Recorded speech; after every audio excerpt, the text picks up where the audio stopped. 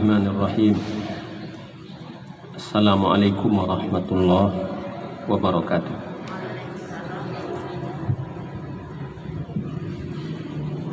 Innal hamdalillah nahmaduhu wa nasta'inuhu wa nastahdihi wa na'udzu bihi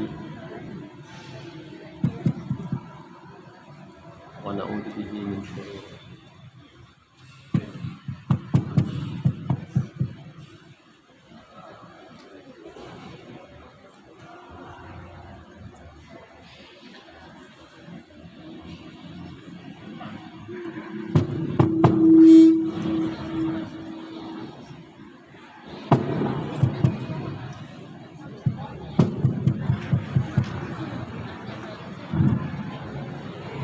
Innal hamdalillah nahmaduhu wa nasta'inuhu wa nastahdihi wa na'udzu bihi min shururi anfusina wa sayyiati a'malina. May yahdihillahu fahuwal muhtadi wa may yudlil falan tajida lahu waliyyan mursyida. Asyhadu an la ilaha illallah wahdahu la syarika lah, ilahul awwalin wal akhirin, wa asyhadu anna Muhammadan abduhu wa rasuluh. Allahumma rabbana lakal hamdu kama yanbaghi li jalali wajhika wa adhimi sultanik. Lakal hamdu bil islam, lakal hamdu bil iman, wa lakal hamdu bil Quran. Puji beserta syukur kita persembahkan kepada Allah Subhanahu wa taala. Allah masih panjangkan usia kita, Allah masih sihatkan fisik, akal fikiran dan hati sanubari kita, sehingga Allah masih mudahkan kita untuk melakukan kesolehan dan ketaatan. Semoga Allah menerima kesolehan kita dan lipat gandakan pahalanya. Salawat dan salam kita doakan semoga tercurah pada Rasulullah Muhammad sallallahu alaihi wasallam. Beliau teladan kita dalam segala kebaikan. Semoga Allah mudahkan kita mengikuti petunjuk Rasulnya dan kelak dikumpulkan bersama beliau di dalam surga. Amin ya rabbal alamin. Hari ini kita sudah berada di bulan Sya'ban. Setelah sebulan kita berada di bulan Rajab, bulan-bulan haram, bulan-bulan suci, bulan di mana kesolehan dan ketaatan Allah lipat gandakan pahalanya melebihi lipat ganda amal soleh di bulan-bulan lain, dan juga kesalahan Allah juga lipat gandakan hukumannya melebihi hukuman kesalahan di bulan-bulan lain. Hari ini kita sudah mulai berada di 1 Sya'ban, dan sebulan lagi kita berada di bulan. Amin ya rabbal alamin. Ini 2 bulan, Rajab dan Ramadan. Ada bulan yang diapit oleh 2 bulan besar, bulan Rajab dan Ramadan, yaitu bulan Sya'ban. Ini bulan lalai, bulan fokus manusia sudah lewat, yaitu fokus kepada bulan Rajab, dan bulan fokus manusia di bulan Ramadan, sehingga bulan Sya'ban terabaikan. Dan Nabi katakan begitu, ya, ketika sahabat Usamah bin Zaid radhiyallahu an melihat Nabi kita banyak sekali puasa di bulan Sya'ban. Ma araka tasumu akthara mimma tasumu fi Sya'ban. Kata Usamah bin Zaid, aku tidak pernah melihat anda lebih banyak berpuasa, puasa sunat maksudnya, melebihi banyaknya puasa sunat anda di bulan Sya'ban. Ada bulan-bulan lain, tapi kenapa kok bulan Sya'ban ini puasanya Rasul itu sangat banyak? Di hadis lain disebutkan sebaik-baik puasa sunat adalah puasa di bulan-bulan haram. Tapi ini tidak bulan haram. Bulan haram itu ada Dzulqa'dah, Dzulhijjah, Muharram dan Rajab. Itu bagus puasa sunat diperbanyak di bulan itu. Ini enggak termasuk kategori bulan haram. Kata Nabi, syahrun, ini bulan yafulu fihi kathirun minan nas. Ini bulan di mana banyak sekali orang melalaikannya, karena dia terletak di antara dua bulan utama, bulan Rajab sebagai bulan haram dan bulan Ramadan sebagai bulan suci yang kita kategorikan sebagai bulan suci, mana amal-amal Allah lipat gandakan dan termasuk di dalamnya ada malam qadar. Kata beliau alaihi salatu wassalam, syahrun taghfulu fihi kathirun minan nas. Ini adalah bulan di mana di bulan ini banyak sekali orang lalai, sehingga tidak fokus pada kesolehan, tidak fokus pada ketaatan. Karena sudah selesai bulan Rajab sebagai bulan haram, ya istirahat dululah bulan ini. Ini bulan santai. Sudah nanti Ramadan lagi kita banyak-banyak puasa, kan Rajab juga sudah selesai. Ya, keluar main dululah itu, nak sekolah. Keluar main dulu, santai-santai dulu. Kata Nabi, enggak. Dzalika syahrun yafulu fihi kathirun minan nas wa huwa syahrun turfa'u fihi al-a'mal. Kenapa banyak orang lalai dan kenapa Nabi tidak lalai? Kata Nabi dalam hadis lebih lengkapnya, dzalika syahrun yafulun nasu anhu baina Rajab wa Ramadan. Ini bulan banyak sekali manusia lalai padanya, yaitu bulan antara Rajab dan Ramadan. Padahal ini alasan Nabi kenapa Nabi tidak lalai. Kenapa orang lalai dan kenapa Nabi tidak lalai. Kita ngaji Syaban hari ini. Ngaji Syaban nanti insyaAllah pekan depan lanjutnya kaji tafsir atau ngaji persiapan Ramadan. Ini sudah dekat. Dzalika syahrun yafulu an-nasu anhu baina Rajab wa Ramadan. Ini bulan banyak sekali manusia lalai, bulan antara Rajab dan Ramadan. Kenapa Nabi tidak lalai? Ini dia. Wa huwa syahrun turfa'u fihi al-a'mal ila rabbil alamin. Nabi tidak lalai di bulan ini. Kenapa? Karena di bulan inilah amal-amal diangkat menuju Allah. Amal-amal diangkat ke langit.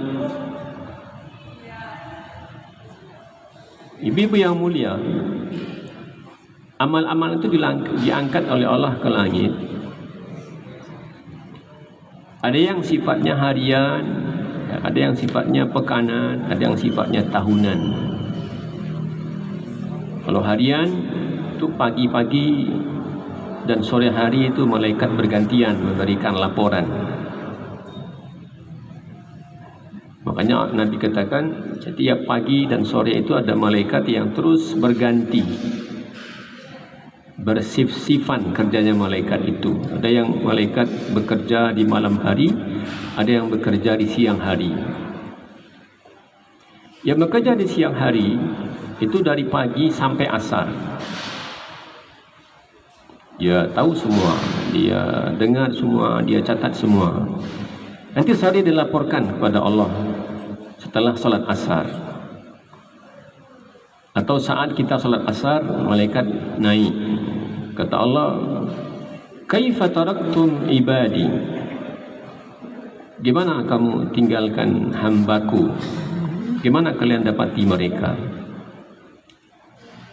Kata mereka, kami dapati mereka sedang solat di pagi hari, dan kami tinggalkan mereka juga sedang solat di sore hari. Itu laporan. Allah Maha tahu pastinya, kenapa pula Allah bertanya. Ini meyakinkan kita bahwa Allah melalui nabinya katakan betul bahwa malaikat itu bekerja dari pagi sampai asar dan dilaporkan kepada Allah tentang perbuatan kita. Adapun malaikat, kenapa?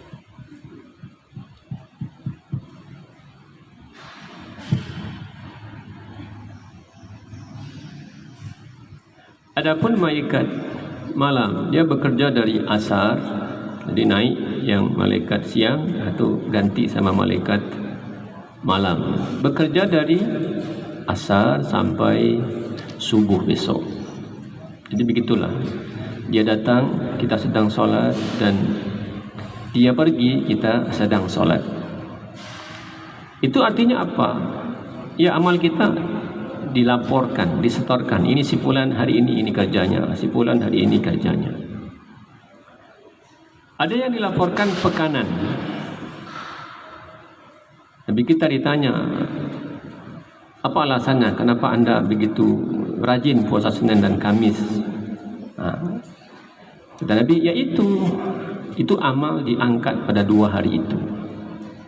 Ya, malam Jumat, hari Kamis, dan Senin malam Selasa, itu amal diangkat. Atau di riwayat lain, Kamis malam Jumat, itu amal diangkat ke langit. Itu yang sifatnya pekanan. Ada yang sifatnya tahunan. Ini dia di bulan Rajab ini. Dikumpulkan. Nanti sudah masuk Syaban, itu amalnya diangkatkan ke langit. Ya, Allah terima atau enggak itu. Kalau enggak, dia di bumi aja, amal itu enggak sampai naik ke langit, itu diangkat, naik amal itu ke langit. Kata Nabi, fa uhibbu an yurfa amali wa ana shaim. Ini alasannya ya, kenapa Nabi tidak lalai dan kenapa orang banyak lalai. Dan Nabi ya fokus manusia kepada Rajab dan kepada Ramadan, padahal itu bulan di mana amal manusia diangkat ke langit. Dan aku ingin ketika amalku diangkat ke langit, termasuk yang diangkat itu adalah amal puasa. Amal puasa. Makanya banyak riwayat tentang puasa di bulan Sya'ban. Kita bahas satu persatu. Ada yang mengatakan bahwa Nabi tidak pernah menggabungkan 2 bulan puasa.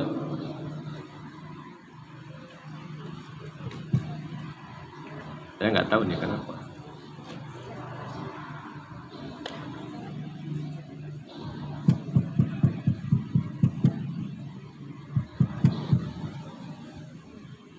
Diriwayatkan bahwa Nabi tidak pernah menggabungkan 2 bulan puasa 60 hari.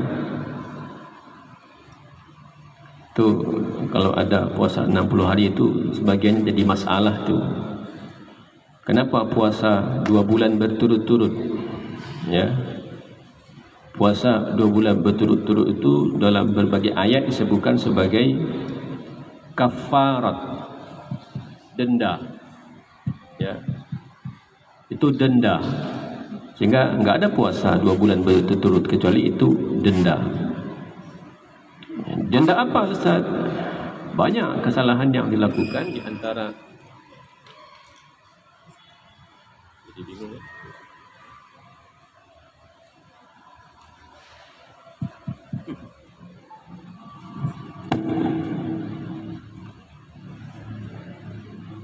Mana ya?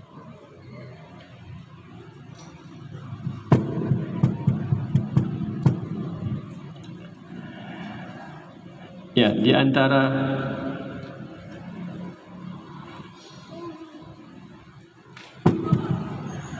puasa yang disebut sebagai kafarat, ya, itu puasa kalau ada laki-laki perempuan berhubungan suami istri di siang hari Ramadan. Itu ada kafaratnya. Apa kafaratnya? Puasa 2 bulan berturut-turut, 58 hari batal Ustaz. 2 hari lagi, ulang dari awal. Puasa apa lagi? Ada yang menzihar, ya, menyebutkan ibunya seperti, atau istrinya seperti ibunya. Allah sebutkan begitu. Tapi dalam berbagai riwayat disebutkan Nabi menyambungkan puasa Sya'ban dan Ramadan. Sya'ban dan Ramadan 2 bulan berturut-turut. Di Aisyah dikatakan bahwa dalam hadis itu Nabi kita alaihi salatu wassalam kana yasumu Sya'bana kullahu. Beliau bahkan puasa sebulan penuh di bulan Sya'ban. Tentu dia akan menjadi 2 bulan berturut-turut penuh, 1 bulan di bulan Sya'ban, dan Ramadan juga pasti sudah penuh. Di riwayat lain dikatakan illa qalila, yang tidak puasa di bulan Sya'ban itu sedikit saja. Dan ada hadis lain tidak boleh berpuasa separuh kedua di bulan Sya'ban. Ini hukum, ya. Ada yang menyebutkan Nabi itu puasa 2 bulan berturut-turut. Hadisnya hadis sahih. Ada yang mengatakan puasa di bulan Sya'ban full, ada yang mengatakan puasa sangat banyak kecuali sedikit yang tidak berpuasa. Dan ada hadis yang menyebutkan bahawa Nabi kita alaihi salatu wasallam puasa di bulan Sya'ban, dan beliau melarang ada orang yang puasa separuh bulan yang kedua. Separuh bulan yang kedua. Gimana Ustaz menggabungkan hadis-hadis ini? Kalau berpedoman ke satu hadis, nanti bingung, ya. Jadi orang hadis itu gimana menggabungkan hadis-hadis ini?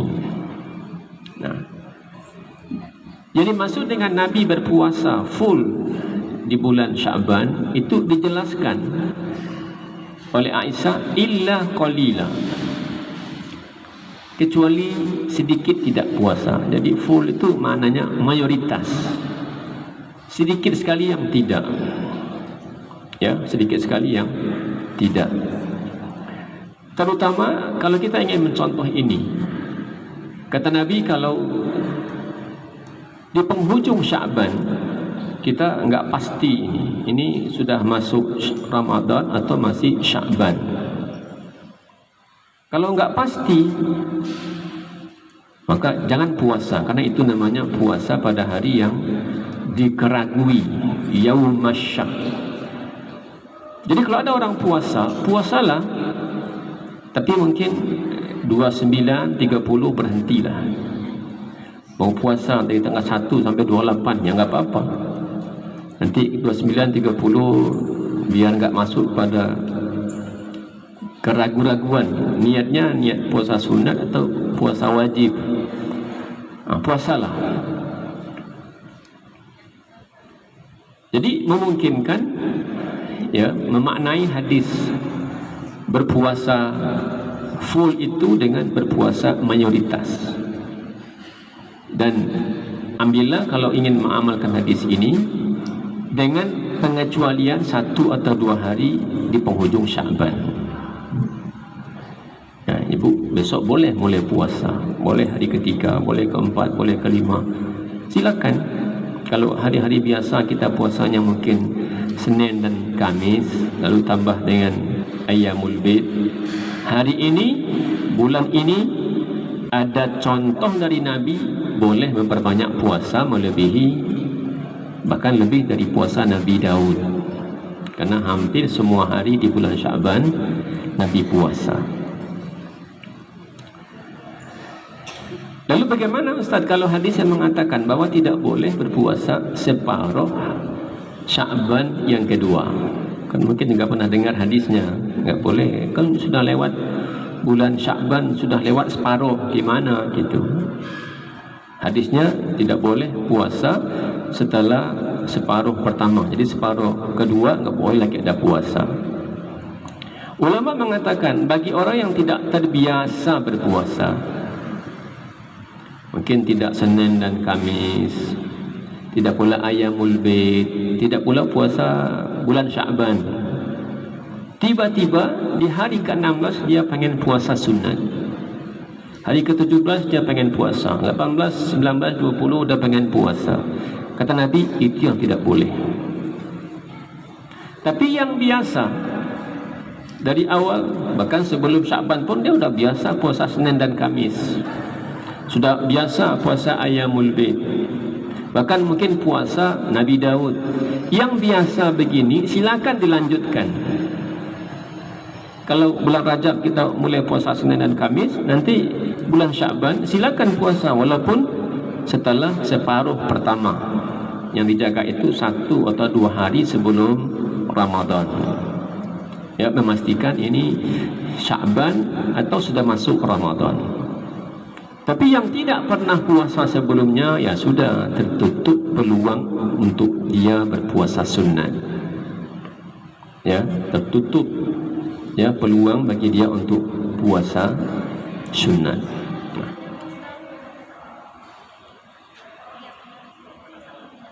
Niatnya puasa sunat aja, puasa sunat di bulan Sya'ban, ya, puasa sunat. Kalau hari Senin, ya niatlah puasa Senin di bulan Sya'ban, begitu ya.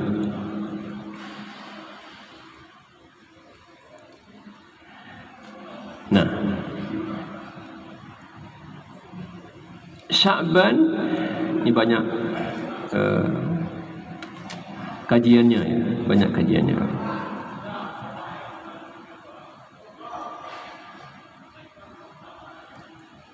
Jadi ini bulan Sya'ban, bulan banyak orang lalai dan Nabi tidak mau lalai. Jadi kita tentu tidak mau lalai seperti kebanyakan manusia, kerana kita teladannya adalah Nabi.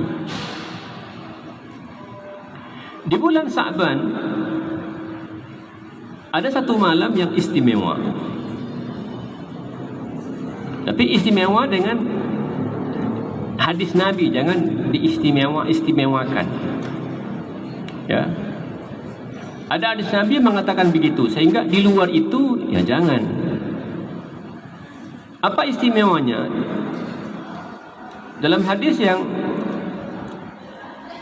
disebutkan oleh Ibnu Majah dan dihasankan oleh ulama hadis Syekh Albani, kata beliau, innallaha la yattali'u fi lailatin min Sya'ban, lailatin nisfi min Sya'ban, sungguh Allah itu mengintip, ya, memeriksa gitu, di malam nisfu Sya'ban, fayaghfiru li jami'i khalqihi illa li musyrikin aw musyahin. Di malam nisfu Sya'ban Allah itu mengintip, memeriksa, mengawasi, memilih gitu ya, di malam ke-15. Lalu dia mengampuni semua hambanya, tentu yang muslim ya, yang mukmin, yang kafir enggak, yang tidak beriman enggak, dengan 2 pengecualian. Jadi 2 ini hindari, kita muslim, muslimah, mukmin, mukminah, alhamdulillah. Tapi ada 2 hal yang tidak diampuni oleh Allah. Illa li musyrikin aw musyahin. Yang tidak diampuni itu orang musyrik dan orang yang bermusuhan. Ya. Yang iri, yang dengki, yang bermusuhan gitu ya, saling benci, atau yang membenci, itu tidak Allah ampuni. Namun demikian, tidak ada amal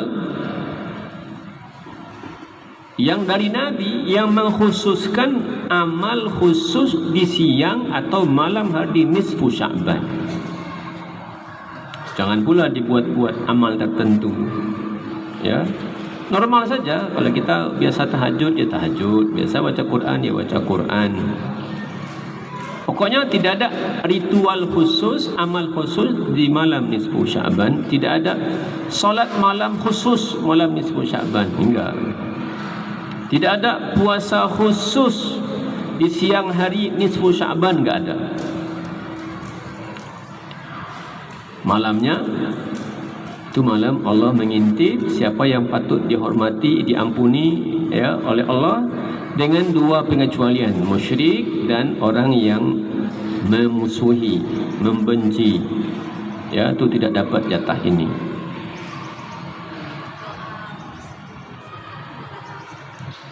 Doa. Enggak ada juga doanya. Tidak ada. Pokoknya enggak ada ritual khusus. Ya, tidak ada ritual khusus di siang hari dengan puasa khusus Sya'ban, dengan malam hari dengan ya salat malam khusus, atau apa namanya, baca buku salawat apa gitulah ya. Saya ingat waktu kecil dulu kami di surau ya, gitu. Ya, kakek saya gitu dulu. Tapi dicari-cari ternyata tidak ada hadisnya. Ya, nanti sampai makan-makan gitu. Nah, itu tidak ada. Doa khusus nisfu Sya'ban, atau ya kita bikin jamuan khusus nisfu Sya'ban, atau kita sedekah khusus diantarkan ke rumah orang itu nisfu Sya'ban, enggak ada. Ya, tidak ada. Jadi ingat, ini bulan banyak orang lalai dan kita tidak mau termasuk yang lalai.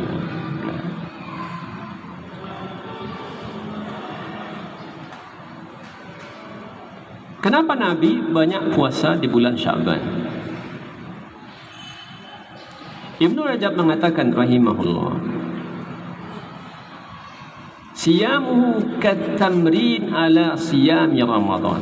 Kata Ibnu Rajab, ya, ulama masa lalu, ya, kata beliau, kedudukan puasa di bulan Sya'ban itu seperti latihan memasuki bulan Ramadan. Li'alla yadkhulu fi shaumi Ramadan ala masyaqqah, agar tidak ada orang yang masuk ke dalam bulan Ramadan dalam kondisi sulit. Kan biasa ya, kalau tak tahu kalau bapak-bapak, ibu-ibu mungkin enggak. Ya. Hari pertama, hari kedua, hari ketiga itu hari-hari loyo. Ya, itu bisa dilihat.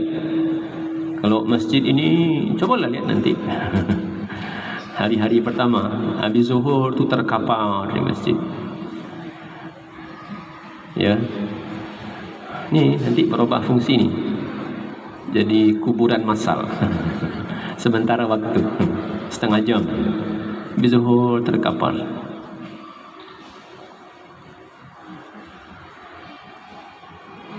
Itu kenapa? Karena apa, pernah latihan. Ibu rajin puasa sunat. Biasanya apa-apa ngapain puasa sunat, karena begini ya, enggak tahan. Gimana mau puasa kan? Ini enggak tahan, gimana mau puasa? Ini enggak tahan nih. Sampai berbuka pun yang pertama cari berbuka, minum ya, setego atau ada teh.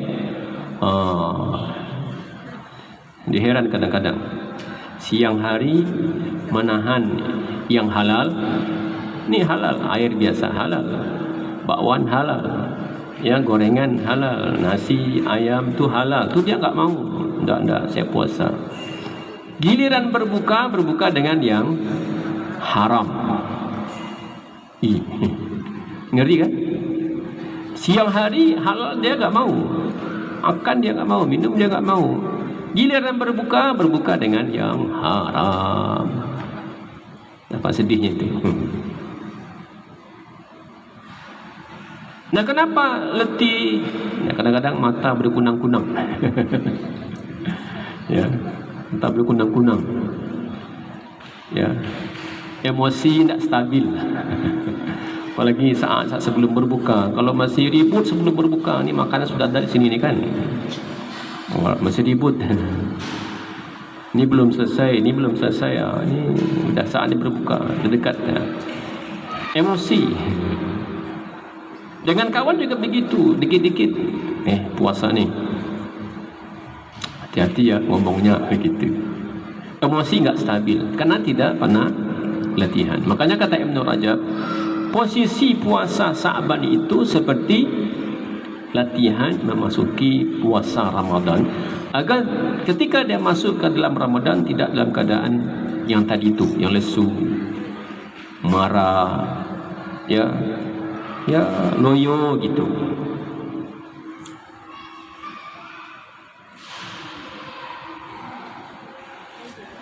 Bal qad tamarrana ala siyam wa'tadahu. Bahkan dengan itu, ketika dia sudah berpuasa sebelumnya, dia sudah terlatih dan terbiasa. Wa wajada bi siyami Sya'ban qablahu halawatas siyam. Sehingga orang-orang seperti ini, ya, kalau yang tidak ada latihan tadi, dia memasuki Ramadan dengan lelah, dengan letih, loyo, emosi tidak stabil. Tapi yang sudah terbiasa, dia akan memasuki Ramadan, posisinya sudah menikmati manisnya dan lezatnya puasa.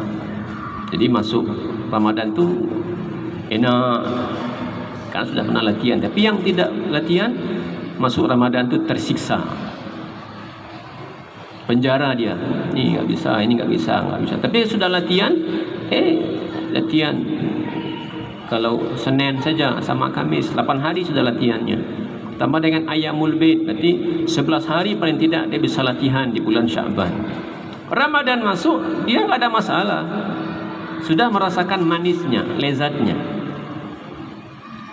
Ya, jadi ibadah tu memang ada cita rasanya, jangan sekedar datang ini, sekedar menggugurkan kewajiban. Tapi kalau sudah menjadi kelezatan, itu dilarang pun kita tidak mau beribadah.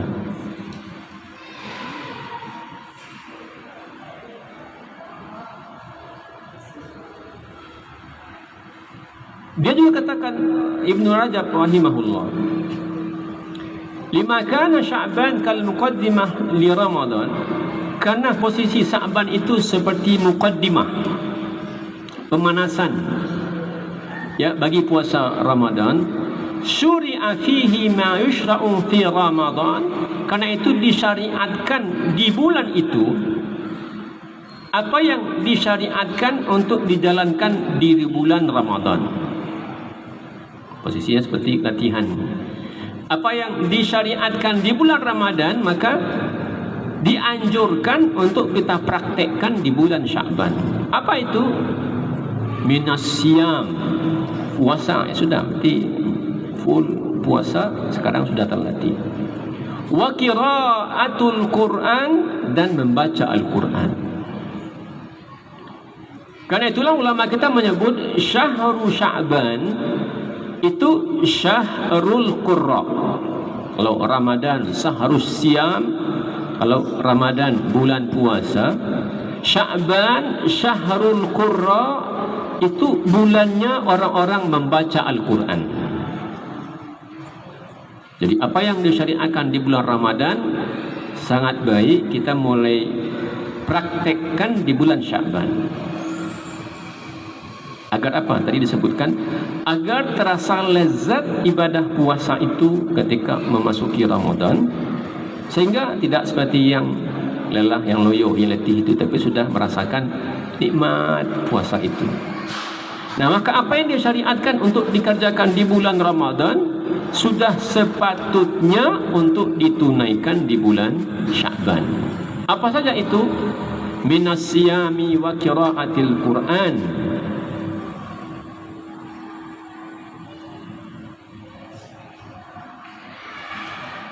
Kenapa? Liyahsulat ta'ahub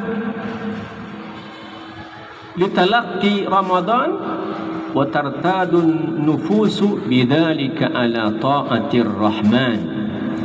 Agar sudah terbiasa dengan puasa dan terbiasa dengan baca Quran, jiwa kita itu, ya, menjadi rela, ya, menjadi nyaman dalam taat kepada Allah. Jadi enggak ada lagi tadi panas, haus, lapar, letih, enggak ada lagi itu.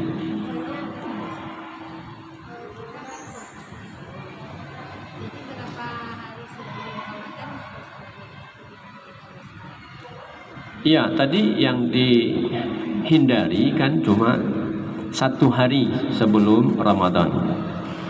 Ya, karena membedakan ini puasa Sya'ban atau puasa Ramadan.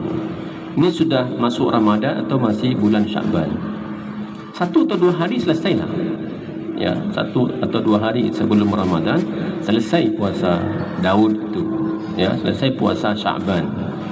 Sudah siap-siap untuk masuk puasa Ramadan.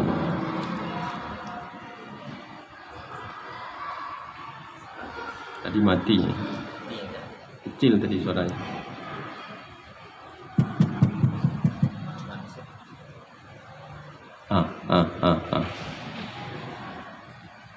Dah. Terlalu besar tadi.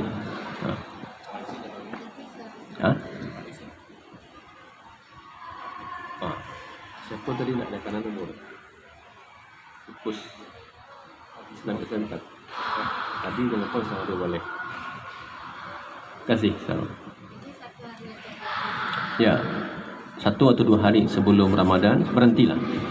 Ya, agar tidak berniat puasa sunat padahal dia sudah masuk bulan Ramadan. Ya. Jadi ya, apa yang biasa akan ditunaikan di bulan Ramadan, maka sudah sepantasnya di bulan Sya'ban kita latih sehingga nanti ketika masuk Ramadan dia sudah menikmati. Ya, ibadah itu dia butuh perjuangan sampai dia menjadi nikmat. Ya, kadang butuh pemaksaan, butuh pembiasaan, baru kemudian dia bisa menjadi nikmat. Sekarang kita lihat apa yang dilakukan oleh generasi terdahulu di bulan Sya'ban. Nabi tadi banyak puasa. Nah, orang-orang lain bagaimana? Ada sahabat, ada tabi'in, ya, generasi terdahulu. Ngapain mereka di bulan Sya'ban? Qala Salamah ibnu Kahil, kana yuqalu syahru Sya'ban syahrul qurra. Kata dia, dulu disebutkan bahawa bulan Sya'ban itu adalah bulan para qari membaca Al-Quran. Ya, orang-orang membaca Al-Quran. Jadi ini bulan orang yang tidak jadi qari di bulan Sya'ban, mereka jadi qari. Qari itu yang membaca Al-Quran, bukan qari yang naik mimbar, ya, lalu ada acara baca Quran, bukan qari itu. Orang yang membaca Quran, jika selama ini dia sibuk dengan banyak urusan, di bulan Sya'ban dia menyibukkan diri dengan Quran, beralih profesi. Ya, jadi ini, jadi ini, jadi ini. Mulai bulan Sya'ban alih profesi, jadi qari Al-Quran, membaca atau pembaca Al-Quran.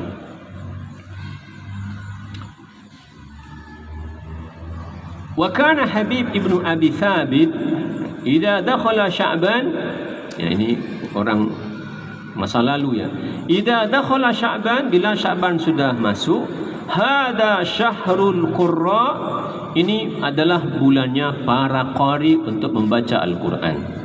Bukan qari yang itu ya, pembukaan acara, bukan itu.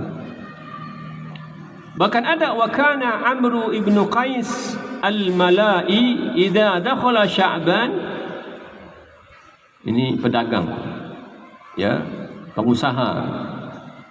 Diriwayatkan pengusaha Amr ibnu Qais ini idza dakhala Sya'ban aghlaqa hanutahu, dia tutup kedainya, tutup warungnya. Sya'ban bukan Ramadan, Sya'ban.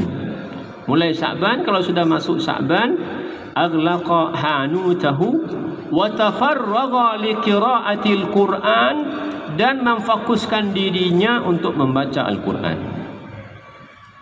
Jadi Nabi tadi banyak puasa, para salafus soleh banyak membaca Al-Quran. Bahkan ada yang jadi saudagar, ya, punya toko.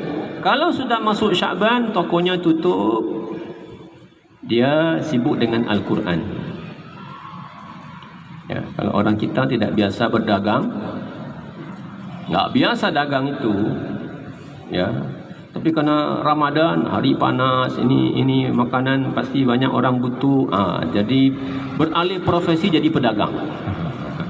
Orang dulu mereka pedagang, di bulan Sya'ban mereka tinggalkan dagangannya. Ya. Bagi pedagang itu kalau mau sebenarnya, kalau mau ya. Ya kan cukup kerja 10 bulan ya. Kalau mau, itu kalau nggak mau ya 12 bulan dagang juga 12 bulan. Kalau nggak cukup 12 bulan, 13 bulan berdagang. Ini orang dulu. Jadi 2 amal. Ya, Nabi banyak berpuasa di bulan Sya'ban dan para ulama generasi terdahulu banyak baca Quran di bulan Sya'ban. Tadi Nabi katakan, yaghfulu fihi katsirun minan nas. Ini banyak orang yang lalai ya dalam beribadah di dalamnya. Pertama, yang beramal di waktu ini itu amalnya disebutkan oleh para ulama lebih besar karena ini waktunya tersembunyi. Ini waktu tersembunyi. Ya, bulan puasa siang hari orang puasa biasa. Orang membantu memberi makanan bulan puasa ya biasa. Tapi kalau bulan Sya'ban ya orang lain sibuk dengan urusannya, dia menyibukkan diri dalam ketaatan, itu amalnya lebih tersembunyi.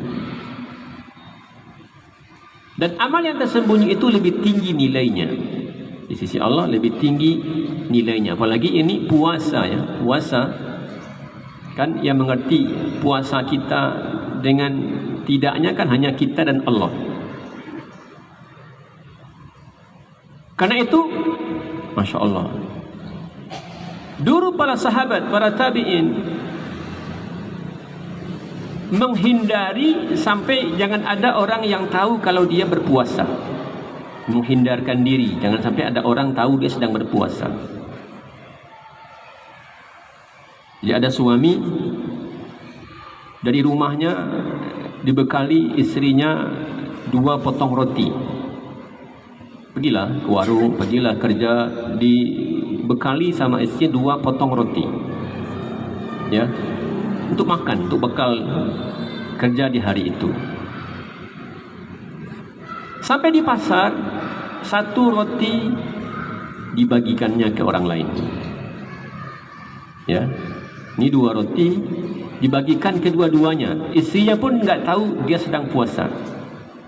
Begitu orang dulu menjaga dirinya agar amalnya itu tersembunyi, bahkan dari istrinya.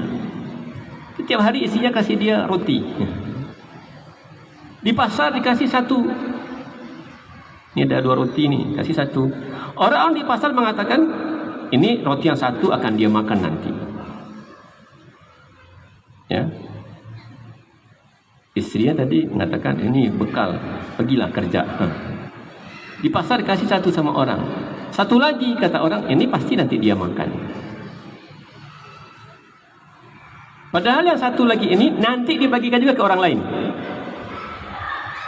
Untuk apa? Untuk menjaga agar puasa itu benar-benar menjadi rahasia antara dia dan Tuhannya, dia dan Allah. Itu berpuluh-puluh tahun orang nggak tahu dia itu puasa. Disebutkan oleh ulama ya, 40 tahun dia puasa model gitu, istrinya nggak tahu dia puasa. 40 tahun. Dan gak ada yang berbeda dari penampilannya. Bahkan ulama menganjurkan, kalau kamu sedang berpuasa, maka pada hari berpuasa itu berhiaslah. Pakai minyak rambut, pakai baju yang bagus. Untuk apa itu maknanya? Untuk menipu orang. Itu katakan begitu ya. Agar orang tidak mengira, oh, orang ini kusut, puasakah dia? Gitu ya. Aduh, letih betul kayaknya puasa. Loyo betul. Untuk menghindari itu, Orang-orang dulu mengatakan kepada kawan-kawannya, kalau kamu puasa, maka pakai minyak rambut. Kan enggak dikira orang dia puasa kan. Wah, apa namanya, klimis gitu. Puasa itu klimis, enggak puasa itu loyo, kan enggak begitu kan. Oh, tambah gagah, tambah rapi. Pakailah minyak rambut, pakailah baju yang bagus. Untuk menjaga agar rahasia ini hanya antara dia dan Allah. Makanya jadi masalah kalau loyo betul, ya lagi puasa nih, gitu kan. Hari panas haus, nah, jadi orang tahu kita puasa. Semestinya seperti yang ini nih, dijaga betul agar cukup kita dan Allah aja yang tahu. Sehingga kalau perlu pakailah minyak rambut, ya, pakailah baju yang bagus. Sehingga tidak kelihatan loyo. Ya. Jadi ini yang kedua. Nabi tadi mencontohkan banyak-banyak berpuasa, dan ya, para salafus soleh mengajarkan kepada kita, mereka banyak-banyak baca Quran, dan mereka mengajari kita kalau sudah berpuasa jaga betul lah kerahasiaannya, sehingga enggak perlu orang tahu dari letihnya kita, dari pucatnya kita, dari hausnya kita, emosinya kita. Oh, orang itu sedang puasa, hati-hati ya ngomong sama dia, macam gitu.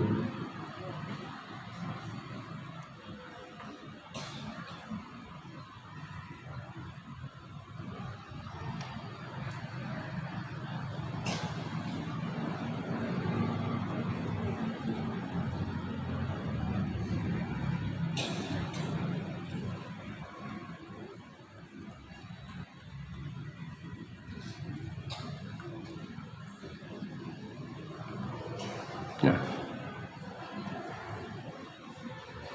Nabi katakan dalam hadisnya,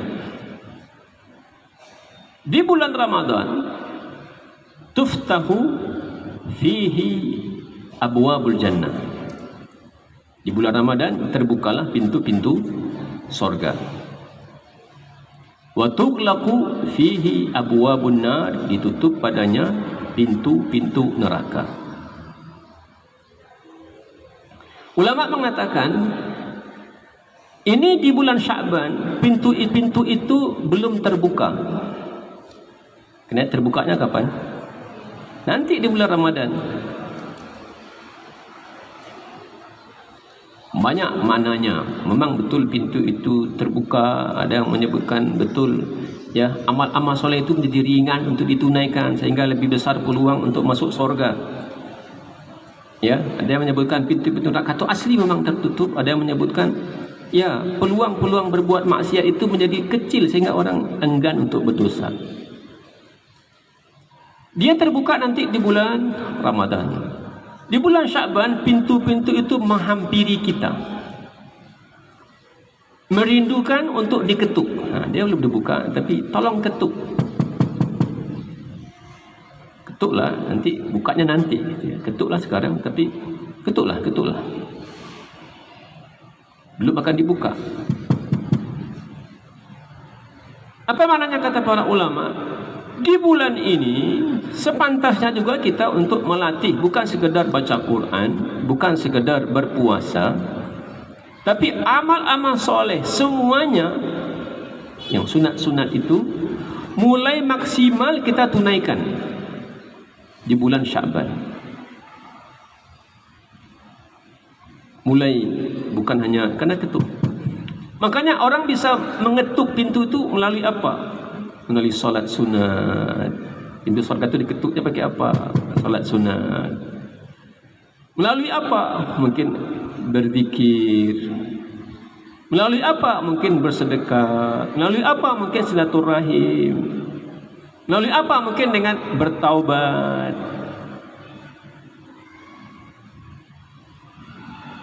Makanya Nabi katakan, ya, bagaimana Allah disebutkan oleh Nabi dalam hadisnya,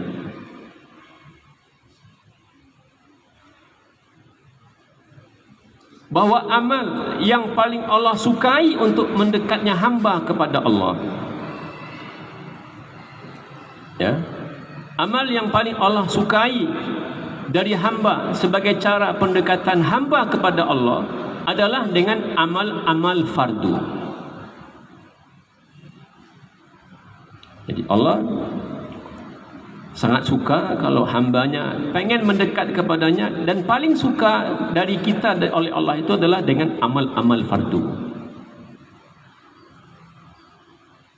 Di saatnya di hari-hari ini menyempurnakan amal-amal fardu. Yang salat fardu sempurnakan, menyempurnakannya.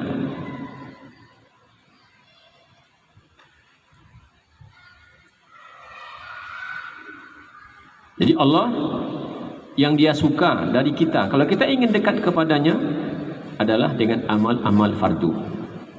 Wala yazalu abdi yataqarrabu ilayya bin nawafili, dan hambaku setelah melakukan amal-amal fardu, dia terus mendekat kepadaku dengan amal-amal sunnah,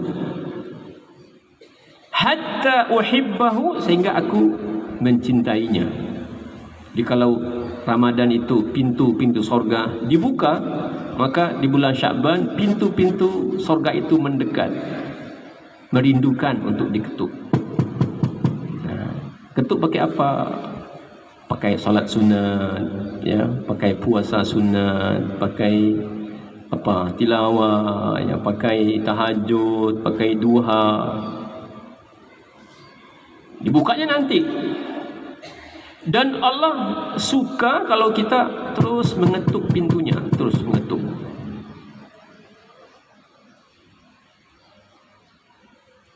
Makanya sejak bulan Sya'ban ini, ya, kita mulai membersihkan diri, ya, mulai betul-betul berupaya untuk membersihkan diri.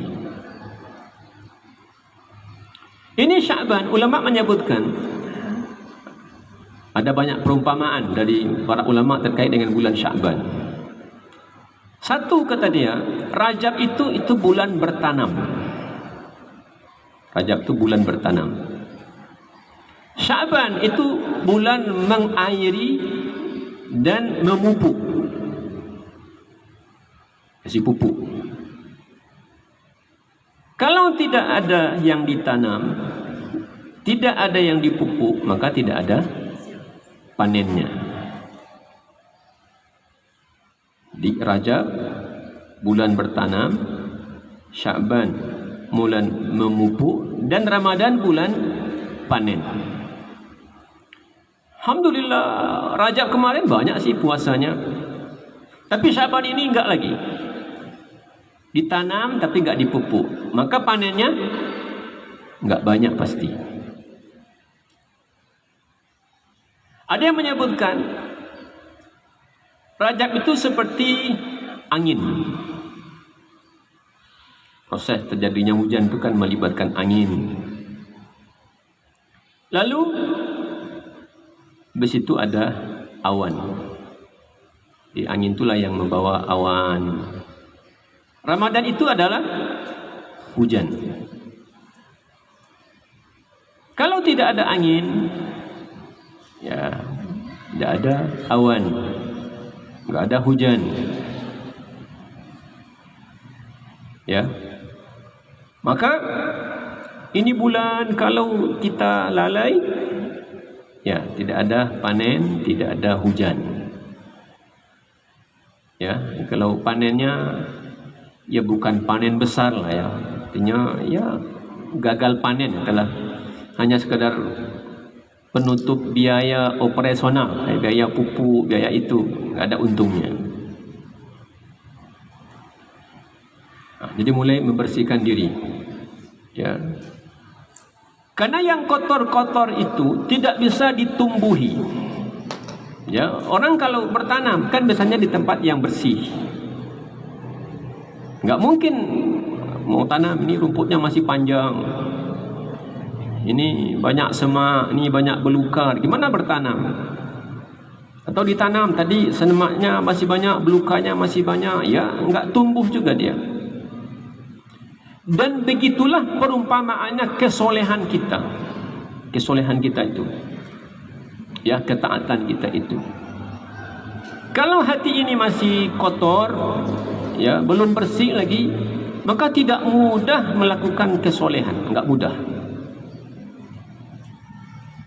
Mana mau bertanam ini, bibitnya ada tapi tanahnya ya banyak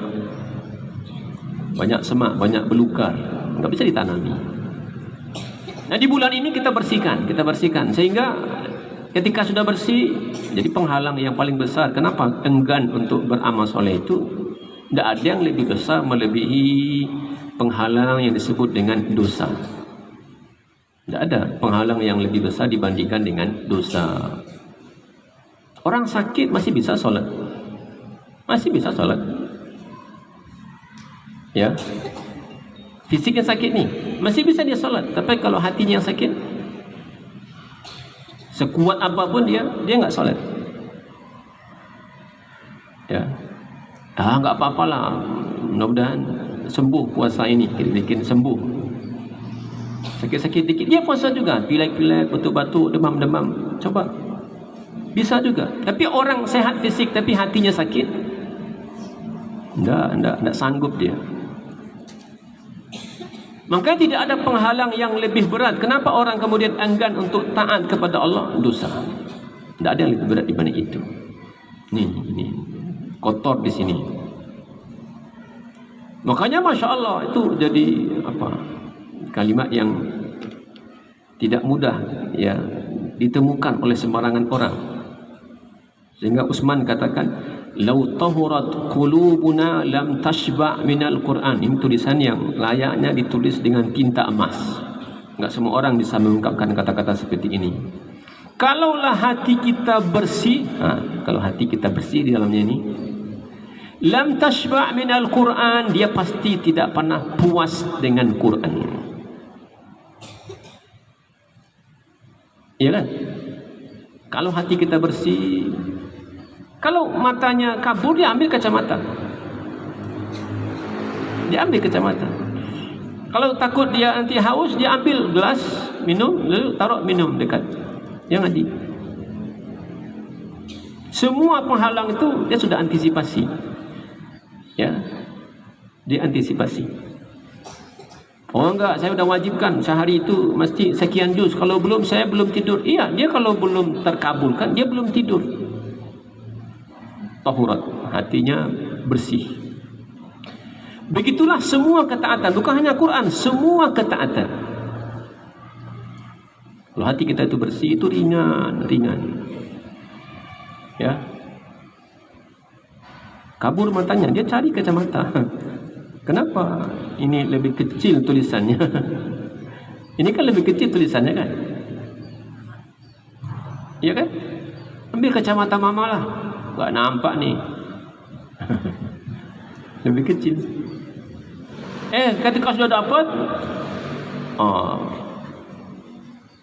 tidak cukup 15 menit, setengah jam, 1 jam. Tapi lau tahurat qulubuna, kalau hati kita bersih, maka dia tidak pernah mengatakan cukuplah 1 halaman, cukuplah 5 halaman, cukuplah 10 halaman. Enggak, dia enggak pernah puas. Maka seperti apakah hatinya Nabi dan para sahabat itu? InsyaAllah, seperti apa hatinya itu? Ya, kalau Nabi, okeylah, Nabi gitu ya. Yang ya dibersihkan oleh Allah, ya, jantungnya itu sebelum dia Isra dan Mi'raj dibersihkan. Ya sudah, tidak ada karatan-karatan di hatinya itu.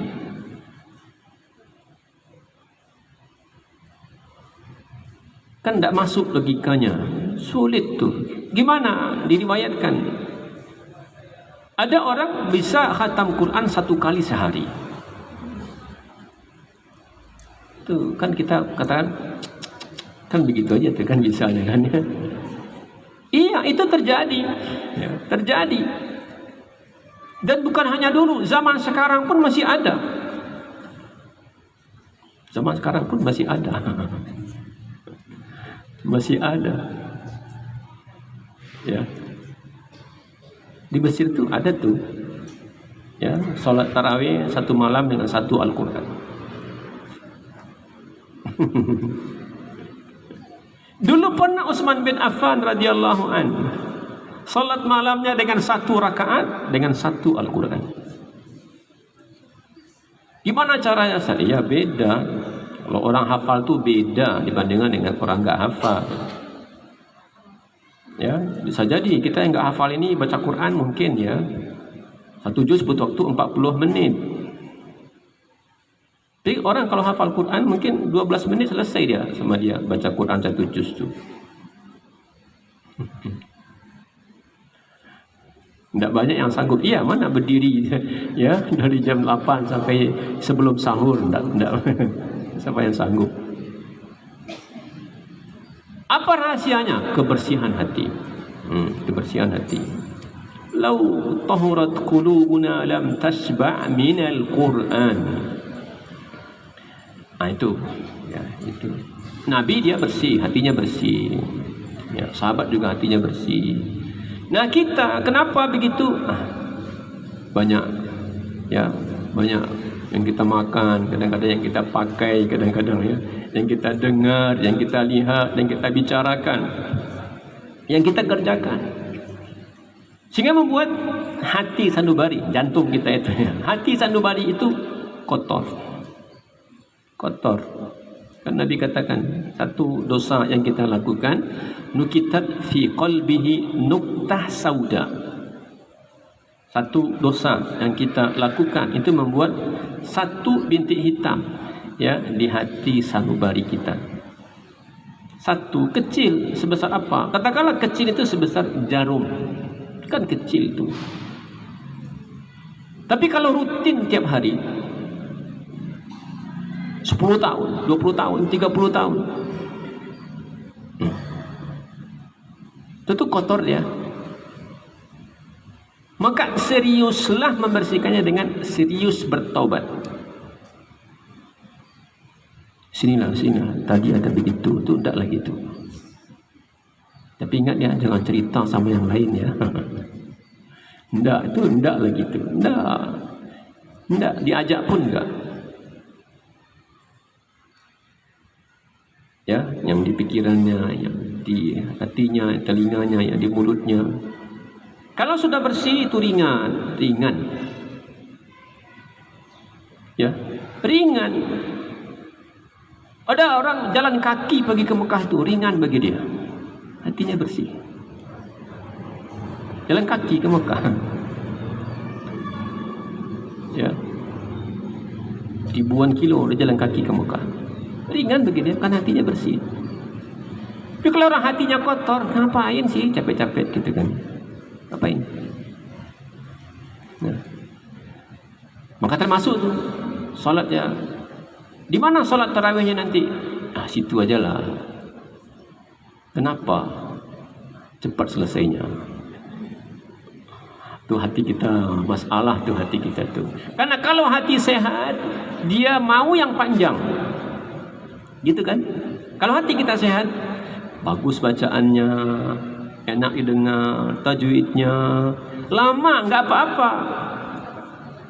Itu tanda hati bersih. Karena kalau hati itu bersih, hati itu sehat, dia tidak pernah kenyang dengan Al-Quran.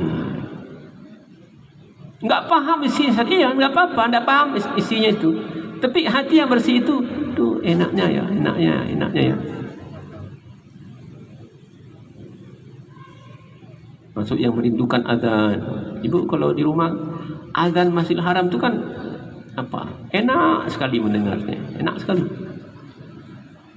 Muadzinnya enak, suaranya enak, rindu. Ya. Walau kalau azan itu kita duduk merenung, dengarkan dia itu, tak usah dengarkan yang lain. Itu bisa merinding bulu kuduk. Kalau hati sehat, hati bersih. Kalau hati busuk, keganggu dia sama azan. Itu hatinya busuk.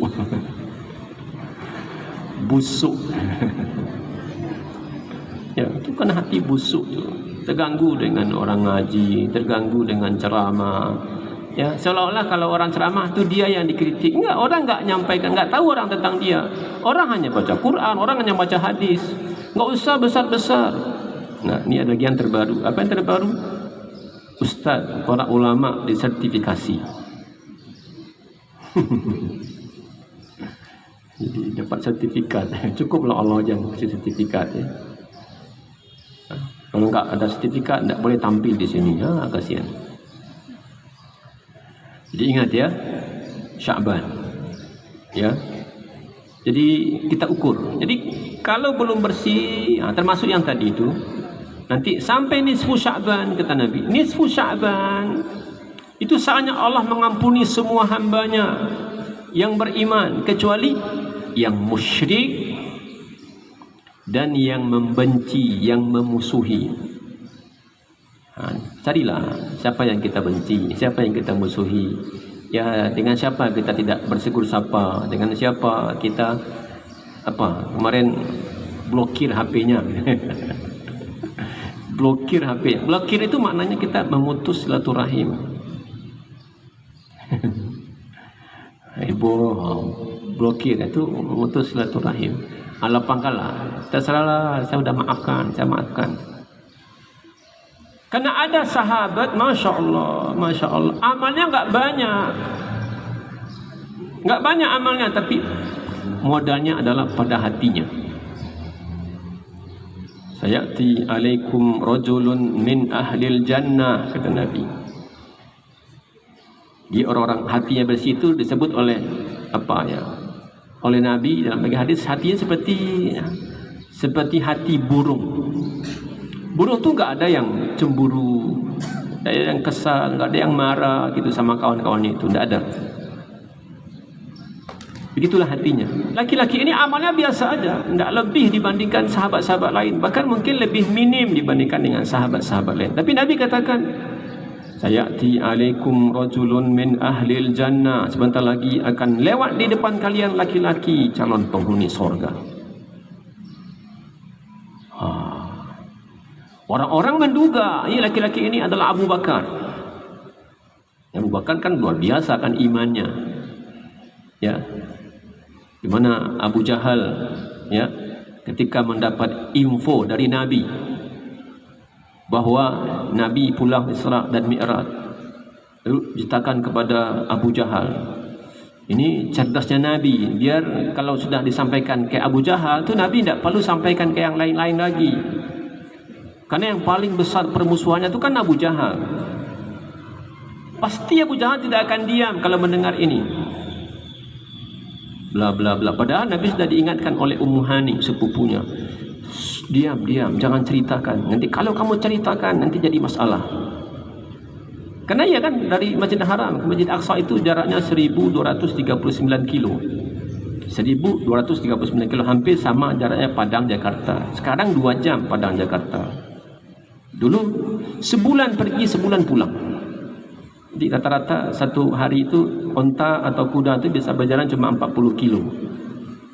Ini 1239 kilo. Butuh waktu sebulan.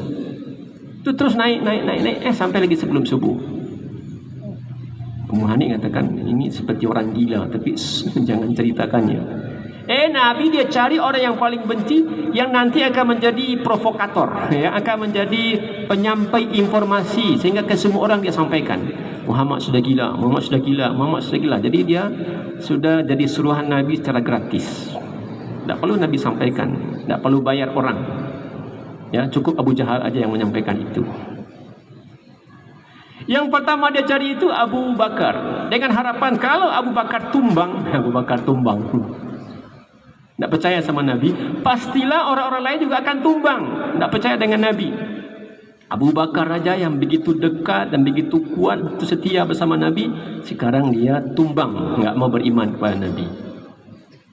Apalagi yang lainnya. Tapi apa kata Abu Bakar? In kana qad qalahu faqad sadaq. Kalau benar kamu dengar dia ngomong begitu, pasti itu beritanya begitu. Nah, terbolok kan.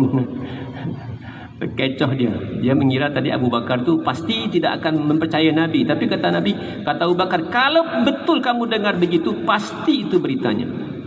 Dan ketika Nabi katakan, "Sa'ati alaikum rajulun min ahlil jannah," akan datang kepada kalian laki-laki penghuni surga. Di benak orang itu siapa? Pasti Abu Bakar. Abu Bakar melakukan amal yang orang lain tidak lakukan. Coba ketika berinfak, dia berinfak berapa? semua hartanya. Kan enggak ada orang lakukan begitu. Ketika duduk sama Nabi sama sahabat, siapa yang pagi ini puasa? Siapa yang jawab? Saya, kata Abu Bakar. Siapa yang hari ini, pagi ini sudah beri makan pada fakir miskin? Saya. Yang lain enggak, dia. Siapa yang sudah mengunjungi orang sakit, membesuk? Saya. Siapa yang sudah pergi melayat hari ini? Saya. Nabi katakan, tidaklah ada seseorang yang melakukan 4 amal ini di hari yang sama kecuali dia pasti masuk surga. Yang lain tidak lakukan, dia lakukan. Ternyata enggak. Tidak juga Umar. Yang banyak wahyu itu sesuai dengan pendapat Umar. Jadi Nabi kadang-kadang ketika ada masalah tu ajak diskusi sama Abu Bakar, diskusi sama Umar. Dan seringkali ya pendapat Umar itu lebih cocok dengan pendapat Allah. Perang Badar usai. Ya. Gimana masalah tawanan? Tawanan. Kata Abu Bakar, ya mereka kan karib kerabatmu juga, orang-orang baik juga, ambil aja tebusan. Nanti kalau dapat uang tebusan kan bisa digunakan untuk membangun agama ini, untuk berdakwah kan, membantu fakir miskin. Tebusan, tawanan perang. Kata Umar, jangan Rasulullah, enggak bisa begitu. Ya, kita ini masih lemah, kita belum kuat. Nanti kalau mereka dibebaskan, dia akan melawan kita pada masa berikutnya. Itu turun ayat. Maka nali nabiyyin an yakuna lahu asra hatta yudkhina fil ard. Tidak pantas bagi nabi itu punya tawanan perang. Allah benarkan pendapat Umar.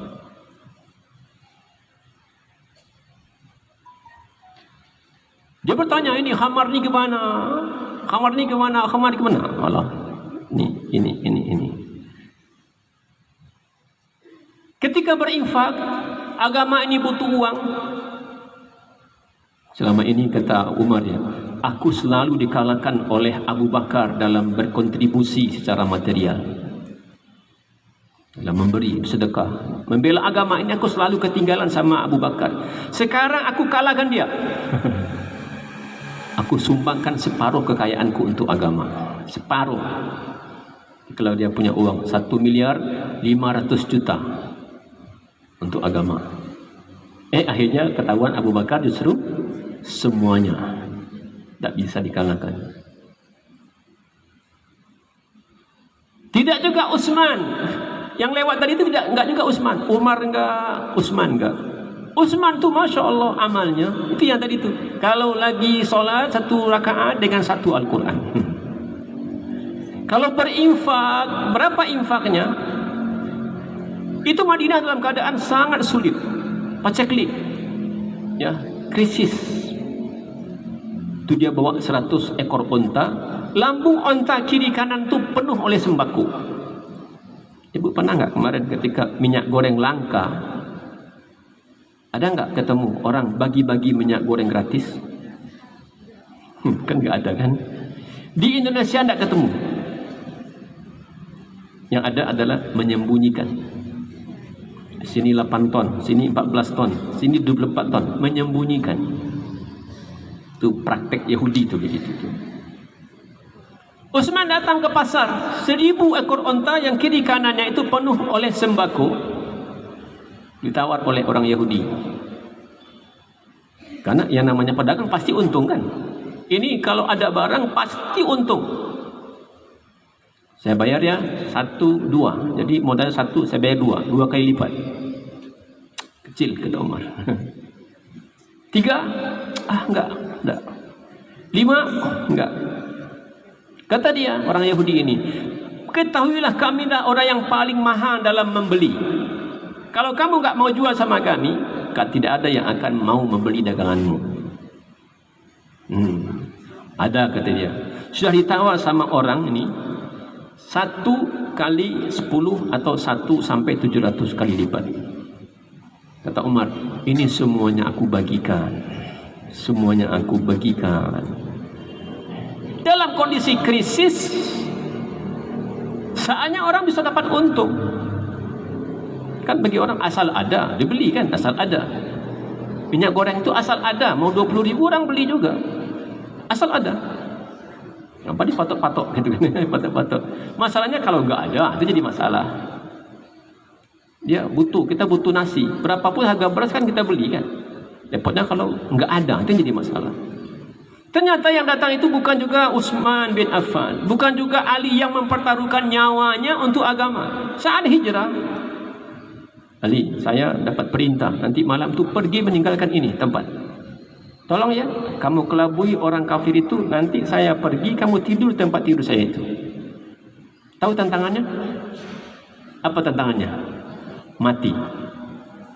Tadi sudah berkumpul orang di Saqifah Bani Sa'idah. Ya, kesepakatan terakhir bahwa bersama-sama masing-masing kabilah Quraisy itu mengirimkan satu orang al-Gojo dan membekalinya dengan satu pedang yang tajam. Di saat bersamaan 1, 2, 3 samaan. Agar apa? Agar Banu Hashim tidak bisa memarahi satu pun kabilah. Kalau sama-sama gimana?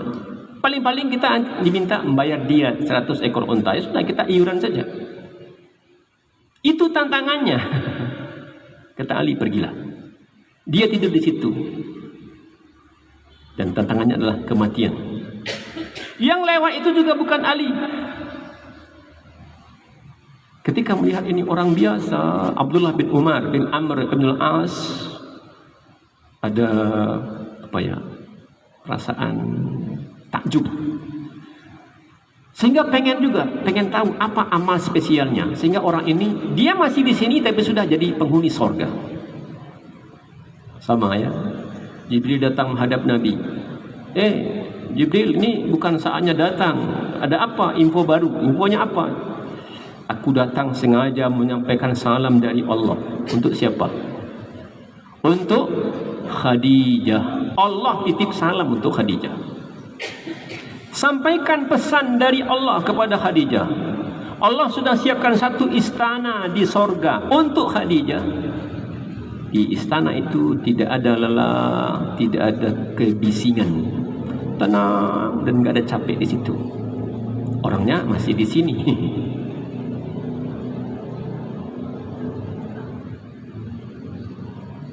Abdullah bin Amr datangi orang itu. Bang, boleh nggak saya numpang tidur di rumah? Oh boleh, nggak apa-apa, tidurlah. Tidur di rumahnya. Dia perhatikan, adakah amal tersembunyi dia? Diintip-intip, apakah orang ini dari sejak habis Isya sampai pagi dia selalu solat malam, dia selalu baca Quran atau berzikir, dia tak tidur-tidur umpamanya. Malam pertama biasa aja, biasa seperti yang lain. Malam kedua biasa aja, sampai 3 malam penasaran, akhirnya dia sampaikan, fulan sebenarnya enggak ada sih urusan serius saya dengan orang tua saya, tapi saya pernah mendengar Nabi, beliau berkata akan datang sebentar lagi laki-laki penghuni sorga, dan yang datang itu adalah Anda. Saya pengen tahu amal apa yang istimewa yang Anda kerjakan sehingga Anda berhak masuk sorga dengan amal itu. Saya pengen tiru pula agar dengan amal itu aku menjadi penghuni sorga. Dan seperti yang kamu lihat, enggak ada yang istimewa, biasa aja. Oh, udahlah. Tapi saya temukan, kata dia, enggak ada yang istimewa dari amal kamu itu. Tidak ada yang istimewa dari amal Anda. Kata dia, iya, enggak ada yang istimewa dari amal saya itu. Ketika dia mau berbalik, laki-laki Abdullah bin Amr bin As ini, kata dia, laki-laki ini, mungkin ini ya, kata dia, mungkin ya. Apa tuh? Mungkin yang satu ini. Saya kalau sudah malam mau tidur, maka semua yang pernah rasanya menyakiti, yang semua pernah rasanya menyinggung perasaan dari tadi pagi sampai siang, sampai sore, sampai aku sebelum tidur, itu semuanya sudah aku maafkan. Hati yang tidak ada syahid tadi itu, hati yang tidak ada ghil, tidak ada kebencian, tidak permusuhan, enggak. Pokoknya sebelum tidur semua sudah selesai. Dan dia dapat untung sorga di dunia dan pasti nyenyak tidurnya. Ya kan? Coba dipikirkan dengan dia sianu tadi. Apalah maksudnya dia tadi itu ya? tersinggung sekali saya tadi dengan omongan dia tu. Dia ngomong begitu maksudnya saya atau yang lainnya? Bagi dia enggak, dia sudah. Maka Nabi katakan alaihi salatu wasalam, satu hadis lagi aja. Kata Nabi ketika ditanya oleh sahabat, ayyun nasi afdal, manusia yang paling baik itu siapa ya Rasulullah? Siapa yang paling baik itu? Dan ini hadis, ini pertanyaan banyak sekali ditanyakan oleh sahabat. Ini sebagai pertanda bahwa sahabat itu pengen menjadi orang terbaik. Sahabat pengen jadi orang terbaik, sehingga dia bertanya, apa amal terbaik? Kata Nabi, kullu mahmumil qalbi saduqul lisan. Yang terbaik itu siapa? Mahmumul qalbi. Mahmum itu artinya ibu-ibu sudah menyapu lantai, sudah ngepel. Seperti apa lantai itu? Kinclong, kinclong, berkilat gitu ya, sudah dipel. Apalagi kalau yang dipel pakai ampas kelapa itu ya. Selicin ya kan, ada sapu. Mahmumul qalbi itu. Jadi hatinya itu seperti lantai yang sudah dipel. Hatinya. Yang terbaik, hatinya begitu, saduqul lisan, dan tidak pernah berdusta. Lidahnya itu jujur. Kata sahabat, kami tahu apa itu saduqul lisan. Kami paham orang yang tidak pernah berdusta, yang lidahnya jujur, itu kami pasti tahu. Apa itu mahmumul qalbi ya Rasulullah? Apa itu yang hatinya kinclong itu? Itu tadi secara bahasa. Apa maknanya mahmul qalbi? Itu seperti orang ibu-ibu sudah menyapu lantai lalu ngepel sehingga bersih. Kata Nabi, at-taqiyyu an-naqi. At-taqi itu yang bertakwa, takut kepada Allah. Berhati-hati dengan syariat Allah. Waspada. An-naqi, naqi itu apa ya? Berkilau. La ithma fihi, tidak ada dosa di dalamnya. Tidak ada dosa. Diingat, dosa itu bukan hanya tentang lidah, tentang telinga, tentang mata, tangan dan kaki, tentang perut yang masuk atau yang kita pakai. Bukan hanya itu dosa, juga ada dosa dalam hati. La ithma fihi wala baghya, dan tidak ada kezaliman di dalamnya. Kadang-kadang maaf ya, kita kadang-kadang kalau tersinggung, sekarang nggak bisa balas, atau apa, tertipu, terkena, atau apalah nggak enak ya, kata kita, awas lo ya. Itu memendam, karena nggak enak.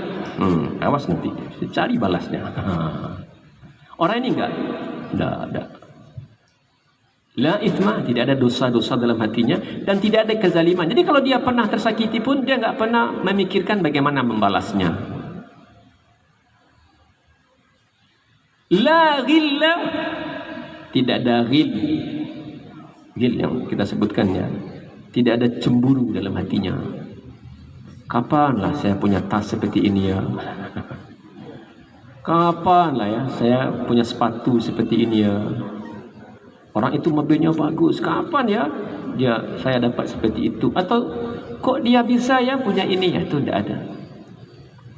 Wala hasada, dan tidak ada iri, enggak ada iri. Ya, dia lagi, dia terus, saya kapan? Anda ada begitu. Nah, itu kata Nabi, itulah manusia terbaik. Ya, maka mari ya, sebelum Ramadan masuk, ya, agar tadi puasa menjadi ringan. Sekarang Sa'ban ini Quran menjadi ringan, ya. Amal soleh itu sudah kita latih. Itu seperti apa? Nah, kalau tadi kita mau bertanam, kalau sekarang kita bertanam, bersihkanlah rumput-rumputnya, bersihkan sampah-sampahnya, ya. Bersihkan agar kebaikan itu nyaman di situ, agar biji itu mau dia tumbuh, dia mau besar, nanti dia berbuah di bulan Ramadan. Allahu a'lam wa a'lam bishawab. Assalamualaikum warahmatullahi wabarakatuh.